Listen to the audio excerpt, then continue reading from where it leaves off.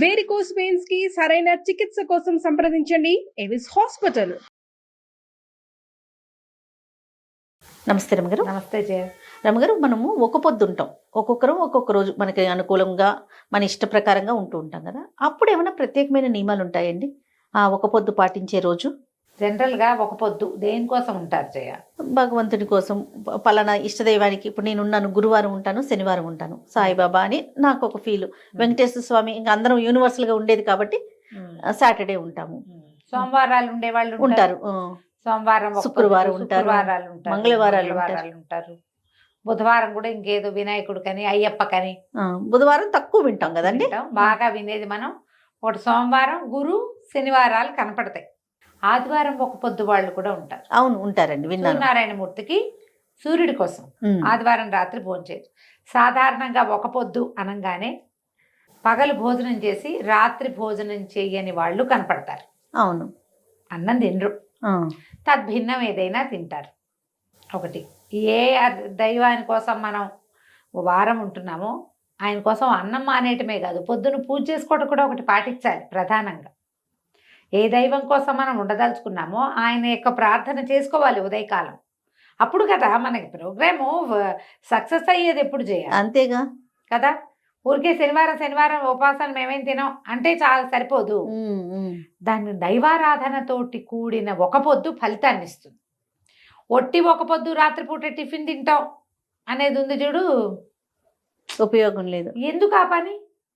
నువ్వు అన్నం అనేటానికి ఏదో ఒక దేవుడి పేరు చెప్తావా? తప్పు కాదు, అది పొరపాటు. ఉదయం అర్చన పెట్టుకోవాలి తప్పకుండా. అప్పుడు మనం వీరి కోసం వదిలేసిన ఒక పొద్దు, ఆ ఒక పొద్దుది సాటిస్ఫై అవుతుంది, సరిగ్గా అవుతుంది, అది అవ్వాల్సిన విధిగా. అలా ఉంటే బాగుంటుంది. ఈ సోమవారాలు ఉండేవాళ్ళు పగలు తినకుండా రాత్రి తినేవాళ్ళు కనిపిస్తారు అప్పుడప్పుడు. ఇందులో మళ్ళీ కొన్ని పర్వదినాల్లో ఖచ్చితంగా ఒక పొద్దులు వస్తాయి కదా. అవును, రెండు పొద్దులు ఉండే ఏకాదశి వేరే కదా. ఈ ఒక పొద్దులు ఏమొస్తాయి? మన వరలక్ష్మి వ్రతం, మంగళగౌరి వ్రతం అవి చేసుకున్నాం అనుకో, రాత్రి భోంచేయరు. వ్రతాల్లో సత్యనారాయణ వ్రతం కోసం కూడా మనం ఒక పొద్దు ఉంటాం. సాయంత్రం వ్రతం అనుకో, పగలల్లో ఉపవాసం ఉండి సాయంకాలం వ్రతాలు చేసుకుంటారు. ఇది కనిపిస్తుంది.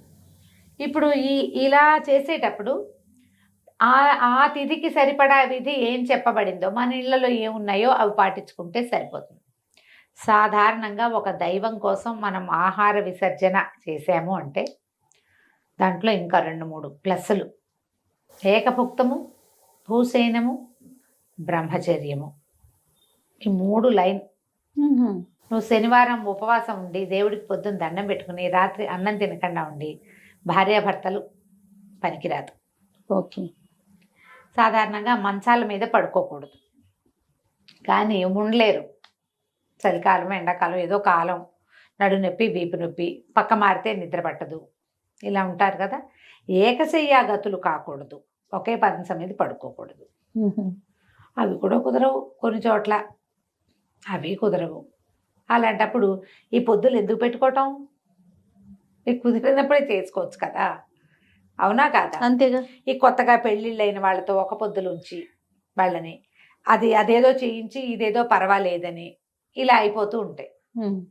మీరు చేయగలిగే సమయాలు వచ్చినప్పుడే పెట్టుకోండి. ఒక వయసు వచ్చాక ఇవి చేస్తే మంచిది. ఇప్పుడు కొత్తగా పెళ్ళైంది, ఏదో మన వరలక్ష్మి వ్రతాలు అవి చేయిస్తారా? సాధారణంగా సువాసిని వ్రతాలప్పుడు రాత్రి భోజన స్వీకారం చేయకపోయినా కూడా వీళ్ళకి బ్రహ్మచర్య నియమం ఉండదని కొంతమంది పెద్దవాళ్ళు చెప్తారు. ఆ ఇళ్లలో అలాంటి బోధ ఉంటుంది. దీనికి నియమం లేదు, ఎందుకంటే చేసేదే భర్తల కోసం చేసే పూజలు కాబట్టి ఈ దాంపత్యం పనికిరాదు అన్న మాట అక్కడ లేదంటారు. దానికి మీ ఇళ్లలో పెద్దవాళ్ళ దగ్గర ఈ సమాధానం తీసుకోవాలి. ఎవరింట్లో చెప్తారో వాళ్ళ ఇళ్లలో పెద్దవాళ్ళు ఏం చెప్తే ఇంకా అది ఏ అత్తగారి దగ్గర లేకపోతే తల్లి దగ్గర పడుకోవాలి. ఆడపిల్లలు భర్తల దగ్గరతో పాటు పడుకోకుండా అని ఇది చెప్తారు. మీరు ఎప్పుడైనా ఇది శాశ్వతమైన నియమం. ఒక పొద్దున అన్నం తిన్నాము రాత్రి పులిహార చేస్తే పులిహార ఉపవాసానికి పనికొస్తుంది అంటారు కొంతమంది. ఇంకేమీ చేయలేదు, అదొక్కటే ఉంది, అదే కుదిరింది. అప్పుడు దీనికి ఒక అమెండ్మెంట్ చెప్తాను. ఇది నేను కూడా ఒక పెద్దవారి దగ్గరే తెలుసుకున్నా. నివేదన చేసిన పులిహార అయితే పనికొస్తుంది. మీరు సరదాగా టిఫిన్ లాగా చేసుకున్నది పొద్దున మిగిలితే సాయంత్రం తింటాము, అది పనికిరాదు ఒక పొద్దుకి. మీరు సాయంకాలం దేవుడు చేసి గుళ్ళో పెట్టింది, గుళ్ళో నివేదన చేయబడింది, లేదా మీ ఇంట్లోనే మీరు నివేదన చేసింది అయితే మీకు పనికొస్తుంది. ప్రసాదం అయితే ఏం తిన్నా తప్పలేదు, అది నివేదన చేయబడితేనే. అన్ని ప్రసాదాలే కదా అంటే వండినవన్నీ మన మన మన బతుకంతా భగవంతుడి ప్రసాదమే, దాన్ని తీసుకోకూడదు. దాన్ని తీసుకోకుండా ప్రత్యేకంగా నీళ్లు చల్లి భగవంతుడికి నివేదన చేయబడింది చూడు, అది పనికొస్తుంది. పులిహార తిందాం, దద్దోజనం తిందాం, చక్కెర పొంగల్ తిందాం, ఇవన్నీ ప్రసాదాలు అయితే పనికొస్తాయి. ప్రసాదాలు కాకుండా అయితే పనికిరాదు. దీంట్లో పాటుగా మీ దేశాచారాలు, మీ ఊళ్ళల్లో పాటించే విధానాలు కొన్ని ఉంటాయి, మీకు తెలిసవి. మేమేదో చెప్తాం, మా ఊళ్ళలో మేము చెప్తాం అంతేగా కదా. ఈ మా ఊర్లో మీ నెత్తి మీద నేను రుద్దకూడదు, నా ప్లేస్లో ఉండే వాళ్ళు ఎవరు చేయకూడదు. అది చక్కని మాట రమ్మగారు, ఇది మాత్రం అది రుద్దకూడదు. ఇప్పుడు నేను నాది చెప్తా, నాలాంటి విధానం ఉన్న వాళ్ళే అది పాటిస్తారు, నాలాంటి విధానం కాదు నీది. అంతే కదా. ఎందుకు నా వెంట పడి అమ్మో అలా చెప్పితే కొంపరిపోతామని భయపడి చచ్చి కాంప్లికేటెడ్గా ఎందుకు చేసుకుంటావు? వద్దట్లా. మీ ఇళ్లలో ఏం పాటిస్తారు, మీ ఊళ్ళలో ఏం పాటిస్తారు, మీ గుళ్ళో ఏం పాటిస్తారు, లేదా మీకు పురోహితుడు అయ్యగారు ఉంటాడు, ఆయన ఏదో చెప్తాడు, అటు నడవండి. కానీ నియమం పెట్టుకోండి. ప్రధానంగా మనం ఒక పొద్దు ఉండటం అంటేనే నియమం కదా. భగవంతుడి కోసం ఒక రోజని, ఆ రోజు ఈయన కోసమని మనం అన్నం మానేసే విధానం ఒకటి పెట్టుకున్నప్పుడు, ఇంకొకటి 2 విధులు పాటించి దాని పూర్తి స్థాయి ఫలితాన్ని పొందవచ్చునే. మనం ఎందుకు పోగొట్టుకోవాలి? ఖచ్చితంగా కదా. అందుకని దేవతార్చన, దైవారాధన, ఒక పొద్దు కలిపి ఉంచుకోండి. ఇది ఖచ్చితంగా మనం చేయగలిగింది, మనం చేయగలం కదా. అవునవును. అంతకంటే ఏం చేయొద్దు. శనివారం ఉపవాసం అంటే పొద్దున విష్ణు సహస్రనామం చదువుకో, లేకపోతే వెంకటేశ్వర అష్టోత్తరనామా వాళ్ళు చదువు, వెంకటేశ్వర కరావలంబం చదువు, వెంకటేశ్వర వజ్రకవచం చదువు, సుప్రభాతము, ప్రపత్తి, మంగళాశాసనం చదువుకో, స్తోత్రం చదువు, ఎన్నున్నాయి వెంకటేశ్వరుడివి. గోవిందనామాలు చదువుకోమా, అవన్నీ రావు నీకు. శ్రీనివాస గోవింద, శ్రీ వెంకటేశ గోవింద అనగలవు కదా నువ్వు, అది చెప్పుకో. అది చెప్పి సాయంత్రం ఉపవాసం ఉండండి. మీకు ఒక్క 6-7 వారాలు గడిచేసరికి శనివారంలో ఉన్న డిఫరెన్స్ ఏంటో మీకు తెలిసిపోతుంది నిజంగా. దాంతోపాటు ఈ స్వామి కోసం ప్రత్యేకంగా దీపారాధన, పిండి దీపారాధన చేస్తాం. అలా విధానాలు ఇవన్నీ ప్లస్ చేసుకుంటే మీరు ఆధ్యాత్మిక ప్రగతి వస్తుందమ్మా. ఒట్టిగా అన్నం మానేసి ఎవడో ఆయన్ని ఉద్ధరిస్తున్నాం అనుకోకూడదు, అది కరెక్ట్ కాదు. ఇంత మంచి విషయాన్ని ఇంత లేట్ గా మీతో వింటున్నాను అనుకుంటున్నాను రామ్ గారు నేను. నిజంగా అవునా? నిజంగా అసలు చాలా మంది దగ్గర విన్నా నేను. ఎట్లా అంటే ఒంటి పొద్దున్నాం అంతే, మిగతా కార్యక్రమాలు ఎక్కడా కనిపించవు. మిగతా కార్యక్రమాలు ఎక్కడా కనిపించవండి. ఇప్పుడు మీరు చెప్పిన నువ్వు అన్నం మానేస్తే దేవుడికి ఏమిటి, నీకు కదా అది. మన శరీరం కోసం, మనది. ఆయన ఉద్ధరిస్తున్నాం అనుకోకూడదు, మనని మనం ఉద్ధరించుకోవడానికి, మనం బాగుపడడానికి, మనం ఇంకొక అడుగు దేవుడి వైపుకు వేయడానికి. అన్నం మానేస్తే అయిపోతుంది ఏమిటి? అలా కాదు, అలా అవదు. అది ఇట్లా పెట్టుకోవాలి ఖచ్చితంగా. అప్పుడు మీరు ఏమిటి ఏం మార్పు వచ్చింది మనలో? ఇప్పుడు గుళ్ళోకి వెళ్ళావు జయ, ఏదో అలా వెళ్ళి ఇలా వచ్చేసి వాళ్ళు మనకు వేలల్లో కనపడతారు. అవును, గుళ్ళోకి వెళ్ళటం వల్ల ఒక ఆనందం లభించిన వాళ్ళని చూస్తున్నావా నువ్వు ఎప్పుడైనా? కనిపించట్లేదు రమ్మగారు, చాలా తక్కువగా చూస్తాం. ఎందుకంటే క్రియగా చేస్తున్నాం మనం. క్రియగా చేయకూడదమ్మా, అది క్రియగా భావించదు. గుళ్ళోకి వెళ్ళడం ఒక వెళ్ళాలి సిద్ధాంతంగా వెళ్ళటం కాదు. మీరు లోపలికి వెళ్తూ ఉంటే, ఒక దేవాలయంలోకి వెళ్తే, ఒక గోపురం లోపలికి వెళ్తుంటే మీ లోపల ఉన్న మలినాలన్నీ వదిలిపెట్టేస్తున్నట్టుగా తెలుసుకోండి, పోతున్నాయి అవి. మీరు ఒక పాజిటివ్ వారాలోకి వెళ్తున్నారు. లోపలికి వెళ్తాం, దండం పెడతాం, అక్కడికి వెళ్ళాక వాళ్ళవి వీళ్ళవి నగలు, నాణ్యాలు, అలంకారాలు చూస్తూ ఉంటాం. చూసావు, ఎక్కించుకోకు, దాన్ని వెంట తెచ్చుకోకు. నువ్వు వెంట తెచ్చుకోవాల్సింది ఏంటి? ఈ లోపల తిరిగేసరికల్లా నువ్వు ఆ భగవంతుడు చుట్టూతా ఉన్న కాంతి వలయాల్లోకి ప్రయాణం చేస్తున్నావు. అది నీలోకి వచ్చేసినట్టుగా తెలుసుకోవాలి. నువ్వు అది ఎప్పుడు తెలుసుకుంటావు? అది క్రియగా భావిస్తే తెలుసుకోవు.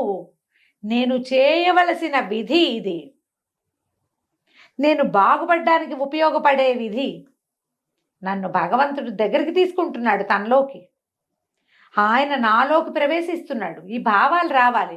భావం ఎప్పుడు వస్తుంది జయ? నువ్వు తదేక ధ్యానం ఉంటే భావం వస్తుంది. లేకపోతే ఏటా వస్తుంది? నువ్వు ఊరికి ఎగిరిగాడా వెళ్ళిపోయి టకటక టకటక వెళ్ళిపోయి ఇవి తీసేసుకుని అదేమిటి బఫే భోజనం లాగా అలా చేస్తే ఎట్లా? మీ ఒక పొద్దులు కూడా బఫే భోజనం లాగా చేయకండి. అప్పుడప్పుడు అట్లా అయిపోతూ ఉంటాయి. మన ఇంటికి ఎవరో చుట్టాలు వస్తారు, మనమే ఏదో ఊరు వెళ్తాం, బోల్డ్ పనులు ఉంటాయి, వ్యవహారాలు ఉన్నాయి, ఆ రోజు ఏదో ఫంక్షన్ కూడా ఉంది, ఇవి జరిగిపోతాయి. అప్పుడప్పుడు అయినా అందులోకి ప్రవేశించే విధానం చూడండి. కరెక్ట్గా మీకు ఆ రోజు మీరు సాయంత్రం పడుకున్నాక మీకు తెలుస్తుంది. ఇవన్నీ ఎలా తెలుస్తాయి జయ? దేవుడు మన అనుగ్రహించాడు, మన కరుణించాడు, అవన్నీ ఏంటి కనపడతాయి మనకి. మనం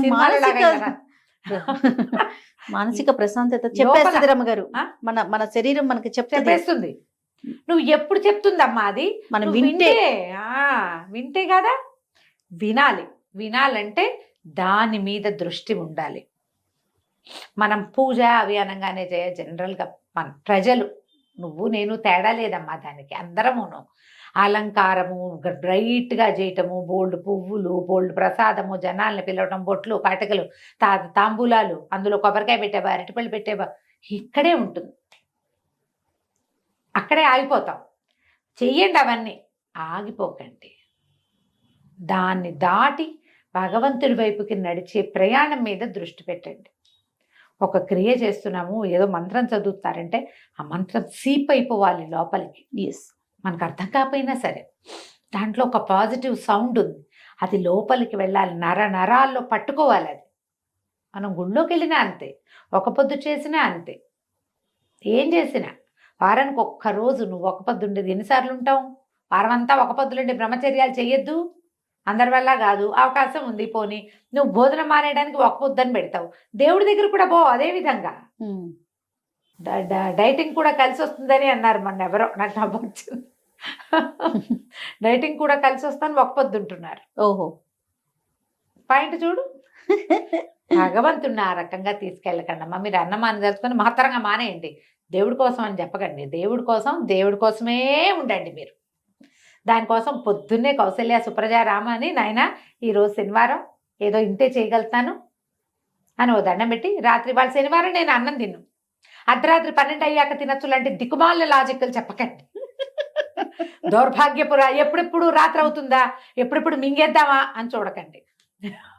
ఇకేం శనివారం, మీరు మీ శనివారమును దిక్కుమాల శనివారాలు ఎందుకు వచ్చింది? అది ఎందుకు వచ్చిన ఉపవాసం అమ్మా అది? నిజమే కదా. జనాలను ఆ రకంగా చెడగొట్టకండి ఆయన, దయచేసి మీకు దండం పెడతాం.